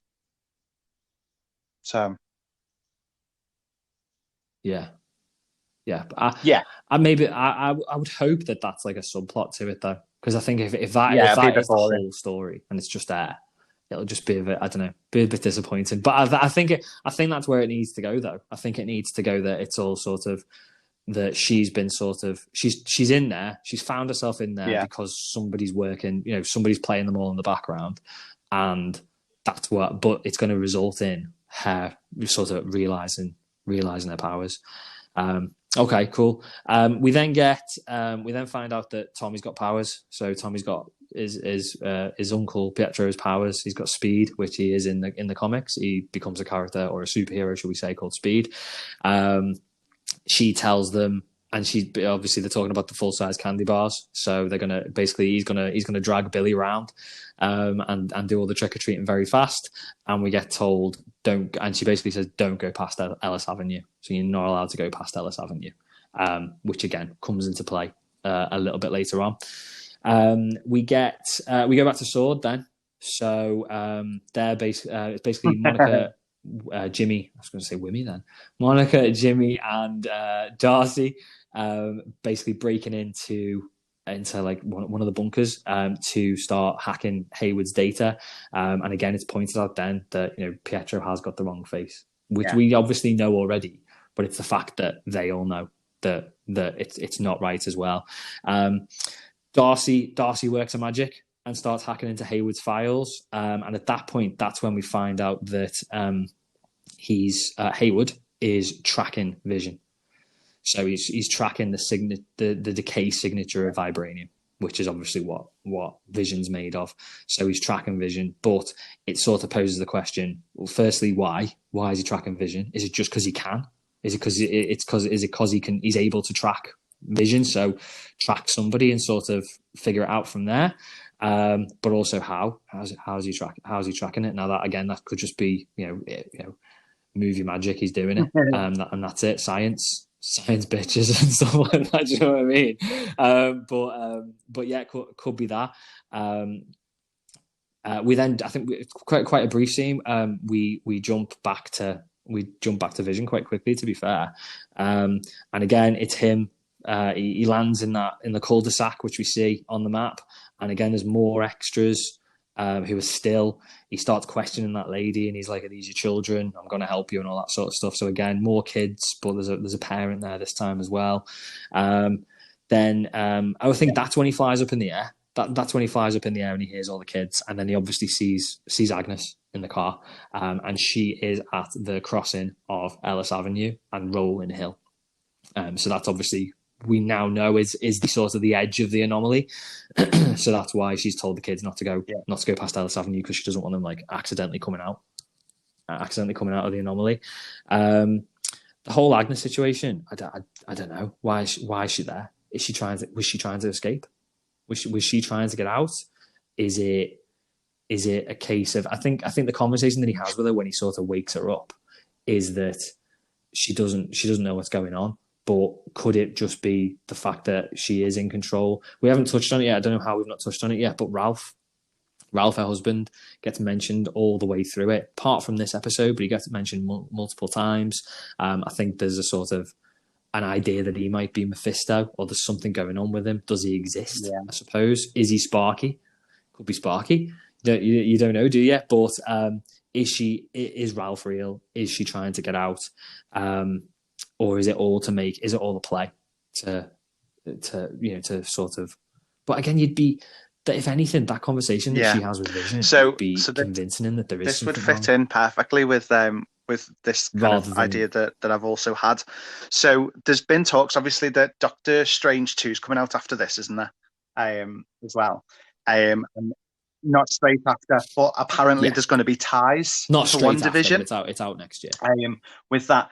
Now, there's another reference. There's been quite a few of them, and especially in this episode, I've noticed it more, of Nightmare, who is a villain in Doctor Strange 2. So, Pietro turns around and says it's a big leap from giving people nightmares and shooting red wiggly woos out of your hands. When he was having that conversation with her. And what's his name? Hayward talks about the fact that when we take, it was something like we take her out, as in Wanda, he said the nightmare ends, the whole nightmare ends.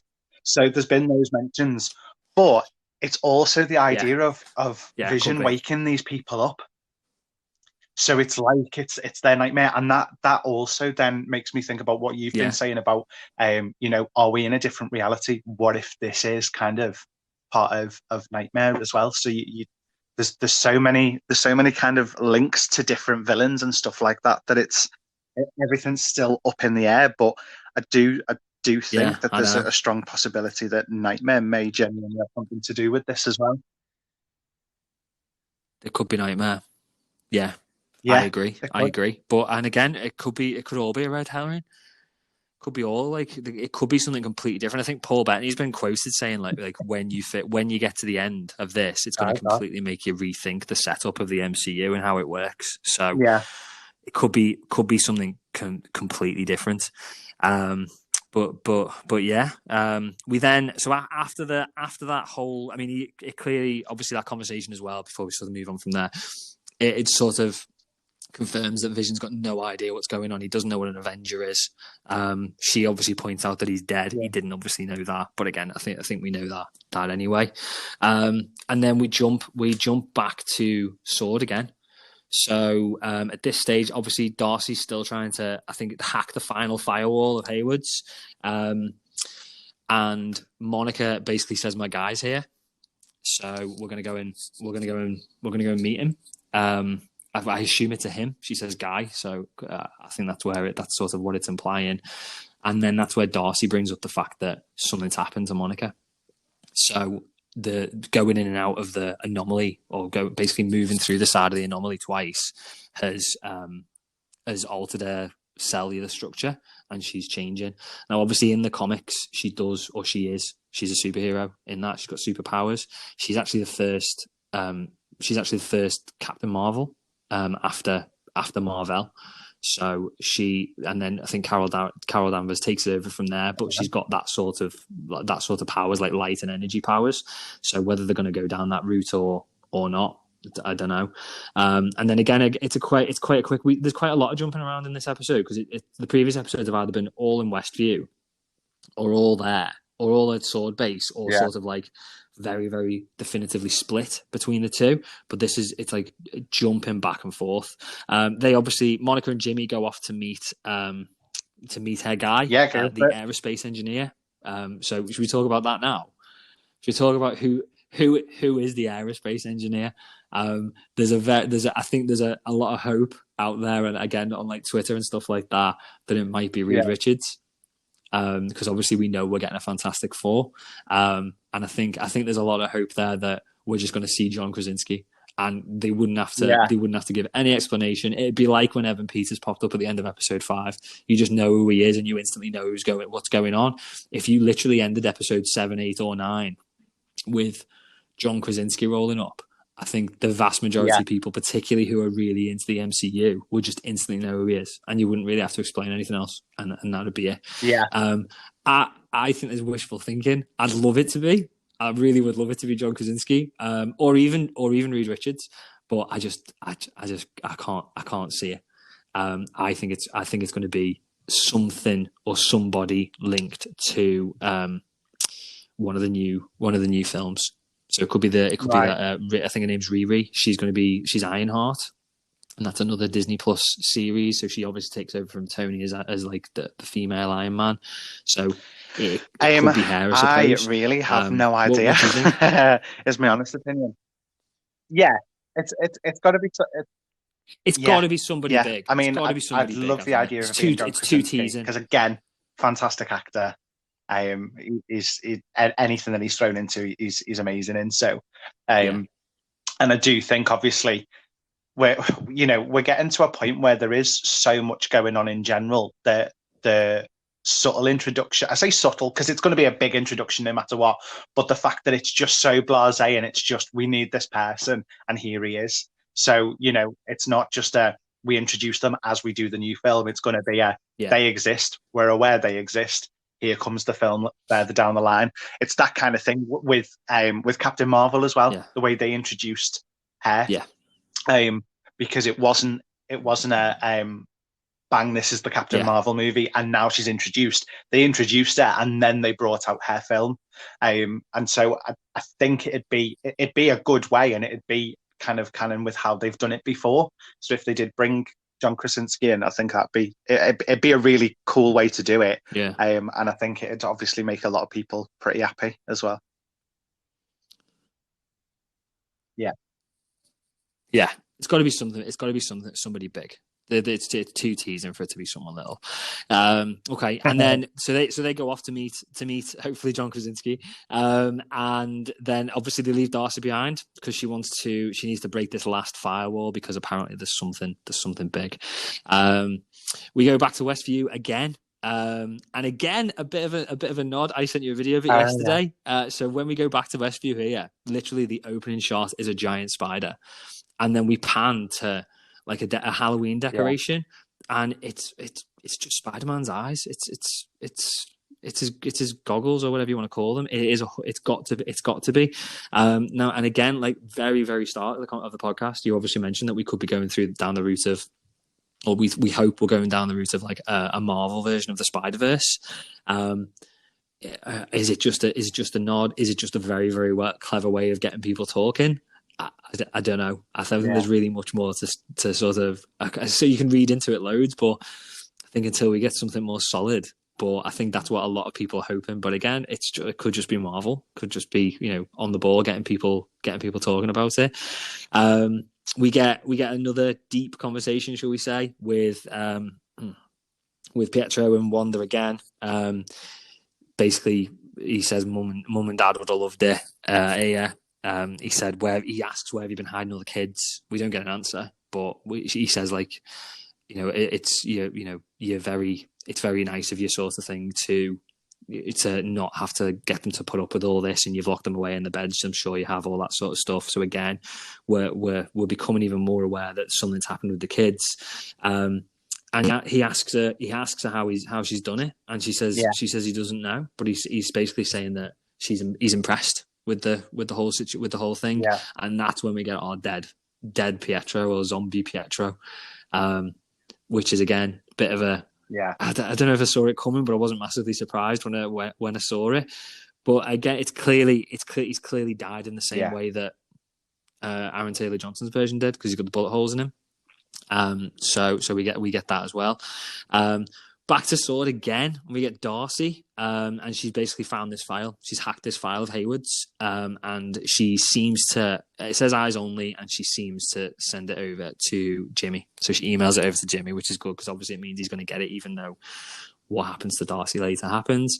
I did pause it. It's called it says it's classified weapons intel, and it's called Project Cataract.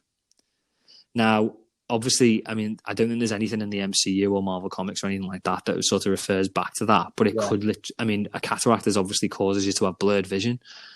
So it could literally be as obvious as that. But then a few people have pointed out that when you see Pietro and the dead vision, their eyes do look like people's eyes with cataracts look. Yeah.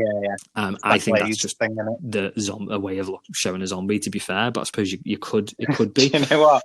Yeah, but it could also. It's only you saying this now. This is where I was thinking again. So when I watched it, and I kind of did a similar thing, and I paused it to see if I could read what it said, and I saw that it said cataract, and I was like, it could be something to do with Quicksilver, speed things up. And now I've just realised that that's a catalyst, not a cataract. What the man? That's a catalyst. Yeah. Wow. I'm not putting that out either. No, so I think it could literally just be a case of it's a way of blurring people's perceptions. This whole thing could be a test by Sword to see if it could literally just be a test, and they've put Wanda in there to see if it's possible to get somebody as powerful as Wanda in this sort of situation, and change her view and vision and all that sort of stuff. And she's taken over. Could be as simple as that. She then gets interrupted because she sees on the corner of the screen that Vision's on his way out of Westview. And this is where I reckon there's potential. Again, this is probably bordering on my Catherine Harner's Jean Grey theory, as bad as that. But, and I've pointed this out on Twitter as well, but I didn't want to say anything because I wanted people to listen to the podcast. So when he's coming out, obviously everyone's there. So Darcy's there and Hayward's there as well. And he starts pulling, he's pulling himself out, and he's clearly in like loads of pain. It's obviously hurting him to get out, and he's pushing to get himself out. And Hayward makes a comment, and he's sort of laughing, and he says he really doesn't want to leave, does he? Or he really doesn't want to get out of there, does he? And how could anybody look at him, at Vision, in that much pain, trying to push him out? And I'm not just saying, he's an idiot or he's evil or anything like that, because I think he probably is. But why would you say? What would make you think that somebody who's pushing out and trying to get out of that, trying to get past that anomaly and in that much pain, really doesn't want to leave? And also it comes back to the fact that he's tracking Vision. Why would he be tracking Vision? And then the other thing is, and I've got a point here. I promise I've got a point. And then the other thing is, when he's coming out, all the bits of him are flying off. So there's bits of him flying back into the back into the anomaly and stuff like that. And he's obviously suffering. It's tearing him apart. And my first thought was, because even my wife Jill, obviously you know her, was asking what's happening to him, and I was saying it's the bits that aren't real of him going back in. And he's basically just going to be left as the corpse, as the body, and obviously which was in pieces and stuff like that. And that's what he's going to be left as. But everything else that's left, that anomaly, not that there's many things, but everything else, like Monica's clothes, everything like that, anything that's been altered when it's come out hasn't gone back to its original form. Nothing's gone back to its original form. Nothing's disappeared or anything like that. So why would Vision be doing it? And this is so the theory is, I reckon it's Sword doing it all, and I reckon it's got something to do with Mephisto, and I think Mephisto is in Vision, but he doesn't know it. I think this whole thing is Tyler Hayward or Sword trying to bring back or give Mephisto a body. And what's happening is he's in Vision as sort of like some sort of host, and the kids are the way to actually give him a full body or give him a full existence. And it's when he's laughing and saying he really doesn't want to get out of there, does he? It's Mephisto trying to pull himself back in, and the bits flying off of Mephisto. And that's what I reckon. Yeah. That's what I reckon that was all about. I could be completely wrong in a stretch. But it just seemed really why a bit's falling off him. Nothing else does when it leaves the anomaly, and why would he comment that Yeah. He doesn't look like he really doesn't want to get out of there, does he? Because he clearly did want to get out of there because he was pushing and in pain. So I think there's something more going on. I think that's what it is. I think it's Mephisto's in Vision's body and he doesn't know. And he's a host. He's a host for him for now. And the real, or maybe he is Ralph. Maybe he is Ralph, and that's why we've never seen him, because he's inside Vision. And the kids are some way of of creating a permanent host for him. Either merging them together, one of them, I don't know. He's gonna jump into one of them or something like that once they're ready. Which is also why he doesn't. But I think, which is also why he doesn't remember things like the Avengers and all that kind of stuff. Why he doesn't what? Yeah, because he's just a shell. He is just a shell. And it would also make sense of he's just a shell, and certain memories have been put in there to keep Wanda happy. I was just going to say it also makes sense of what you went back to in the fact that it was Paul Bettany that said about how shocked we'll be. Because even though everyone's had the idea of Mephisto, no one's thought of this. And I think the Vision is Mephisto. Yeah. And do you know what? Going back, right? Dottie in episode 2 says the devil's in the details, and Agnes says that's not the only place I'm he liking this. Because he's in Vision. Because we could have. This could be it. This could be the thing that launches our podcast, Anthony. we've twigged onto it. But yeah, that's why I reckon that's my running theory. But I also thought Catherine Hahn was going to be Jean Grey. She might be, but I don't think we're going down that route. So I could be completely wrong. Anyway, so when that's happening and Vision's falling apart, we jump back into Westview again, and we're obviously nearly wrapping up the episode. So we get Billy. We see him having his powers. So again, in the comics, he's Wiccan. He's basically got his mum's powers, and he stops Tommy in his tracks with his super speed. He obviously knows what's going on with Vision. He goes to tell Wanda, tell his mom. She gets really not happy with Pietro because he sort of laughs it off and says, your dead husband can't die twice, which is a bit weird because he has died twice. He died twice in Infinity War. She's not happy with that, and obviously she blasts him and sends him away. And then that's when, again, didn't see it coming at all. She pauses everything that's going on in Westview, and she basically expands the anomaly. Included Darcy. It starts getting bigger and it starts swallowing things up. So first one is Darcy. People, again, I keep referring back to Twitter. People are going, I'm dead excited. Darcy. I hope Darcy's okay. Why would you do that to Darcy? Yeah, I think she'll be fab. I'm so excited to see Darcy in the sitcom. I think she's going to be brilliant. Yeah. I mean, she's been in one. She did Two Broke Girls, didn't she? She played Max Black in Two Broke Girls. So if they, again, it's very sort of fourth wall breaking and self-aware. They've got to go down the route. They've got to go down the route of making her a waitress called Max. They've got to go down that route. I just want to know. It'd be fantastic. So she gets swallowed up. Because obviously, brilliant. When you travel through, you're in the same kind of position, same kind of thing as you were on the outside. But she was handcuffed to a car. So what is the setup going to be once she changes into to fit in with it all? I'm just dead excited on like how she's going to. Yeah, what's going to do. Going to be good, yeah. I'm really interested to see what they're going to do with that. And then obviously it swallows the whole of S.W.O.R.D. and loads of the agents. Turns them all into a circus, which is obviously a bit of a dig. Turns them into a circus full of clowns, which is great. We don't know. Obviously, we see the anomaly. Keep calling it the anomaly. We see it chasing Jimmy and Monica. I don't think it can. Sorry, I was just going to say, I think obviously Jimmy's going to find that email from the outside and find out that Darcy's in there. And not have a way to connect for the minute and stuff like that. Yeah. So, it's going to be quite interesting. Yeah. Yeah. But then Hayward's out as well, isn't he? So it's not even like the whole S.W.O.R.D's going to go on, because I thought, well, no one's going to know about this, and we're going to sort of get stuck, and it's just going to be Monica and Jimmy. But obviously Hayward's still out there. And again, something that I was a bit weird about as well was it's obviously chasing Hayward's car, and it hits Hayward's car, and then I had to go back and watch it. I was like, how soon after it hits Hayward's car does it stop? Because I thought, does it realize it's hitting Hayward, and then the anomaly stops because it doesn't want to suck him in because he's obviously doing work for whoever it is outside. But it does seem to sort of keep going after that. So I'm not sure. But again, I wouldn't be I wouldn't be surprised.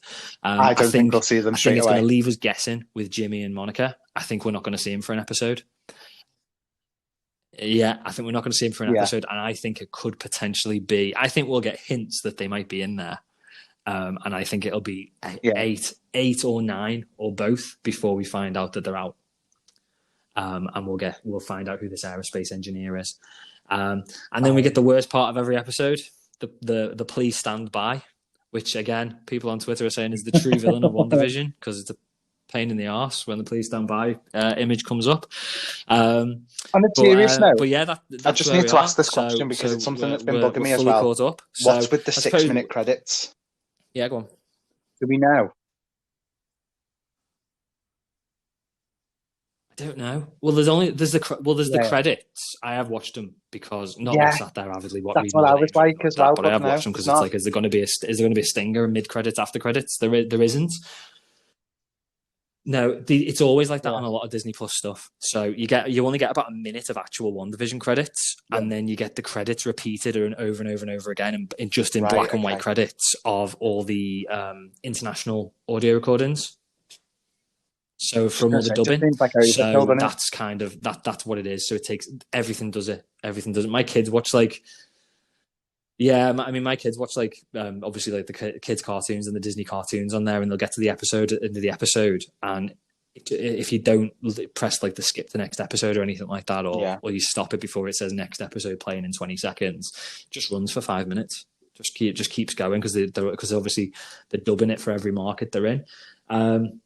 But yeah, so that catches us up. I think if we're going to, I suppose we're supposed to review it. If we're going to review it, it's brilliant. It's great. It's currently the number 1 watched TV show in the world, apparently, which I'm not surprised by. And I think the fact that I wasn't impressed that they were going to drop them weekly when it first came out, or when we first found out it was going to be done that way. But I'm glad it is, because it gets everybody talking each week, and I think that's what's building the hype. We get a 30-minute fix every week, and then we get 7 days of people talking and theorising and discussing. And don't forget, I know we said we wouldn't mention it, but with everything that's going on with COVID, it's brilliant at the moment. A lot of the stuff that was supposed to have come out by now still hasn't at this point. So I think the decision to go down a weekly route was a much better one, because as you say, it's keeping everybody on tenterhooks, and it keeps everybody wanting more. And that as much as this is a separate story, it still follows on from the whole story arc. There's the historical implements of it. There's potential future stuff as well. Like it all joins onto one another. So the fact that they are kind of spacing it out and doing it that way is just making it more enjoyable in a way. As much as I love like sitting and just binging through a series and stuff like that, the fact that you can go to something each week and catch up further, I think it's quite refreshing, especially in the age of like all these Netflix series that are coming out kind of all in one go and stuff like that. You've got this one thing that you can go to that's weekly, and it was the same with Mandalorian as well. You were waiting each week to find out what happens next, and I quite like that we've gone back to that a little bit. Yeah.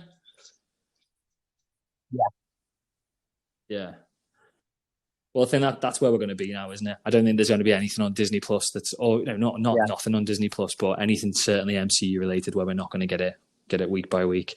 And I mean, we'll wrap up in a sec, but probably the last couple of things to say, again, sort of going on from that, are that obviously WandaVision's now, as I said, it's the most like watched TV show in the world at the moment. Falcon and Winter Soldier, apparently viewer anticipation for that is 200% higher than the anticipation for season 2 of The Mandalorian, which has obviously been viewed millions of times as well. So it's a good sign for the model and the way that they're doing it, and the fact that we're going to get canon sort of stories for the MCU in it or on Disney Plus. And I think that is probably a good test for if they do want to go down the route of bringing out Black Widow on Disney Plus, because I think their concern is that it's not going to make enough money. But if there's that many people watching WandaVision and the excitement for Falcon and the Winter Soldier is that high, then I think there's going to be a lot of people who would be willing to pay the $20 or the £20 to watch Black Widow. And I think how WandaVision goes and the anticipation for Falcon Winter Soldier, I think that'll be the big tell. And I think if it gets enough business done, then I think that could be the way they go. But again, Kevin Feige apparently is dead against it, or Kevin Feige rhymes with beige, as Anthony likes to call him. So yeah, but so that's pretty much it. We've done it. We've reviewed it, kind of. We've theorized it. We've discussed it. So yeah, we'll call it a day. We'll wrap up episode 1 of the podcast, and we'll listen to it and see if we want to put it out and maybe do an episode 2. If anybody has made it to the end of this podcast, well done. You deserve a medal because the audio quality is probably rubbish, and you've listened to me and Anthony just first thing for both of us. So drivel on for an hour. There's going to be a lot of tidying up that we do, which will happen over time if it still continues. Obviously,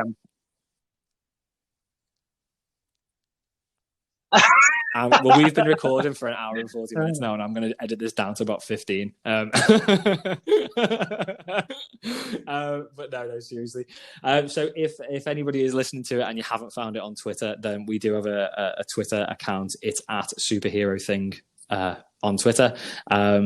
And yeah, we might do personal accounts and everything like that. If you have listened to it, please do subscribe to it. And if you could leave us a review on whatever platform you've listened to it on as well, that would be, thank you very much as well. But thanks guys. Really tedious, doesn't it? Thanks for listening. Thanks for listening. Would you like to say thanks, Anthony, as well? Thanks for listening. Exactly, it has, yeah. So what I'm going to do now is we'll wrap up the podcast. So bye, and then me and Anthony are going to talk for 2 hours about how bad it was and listen to it. Bye.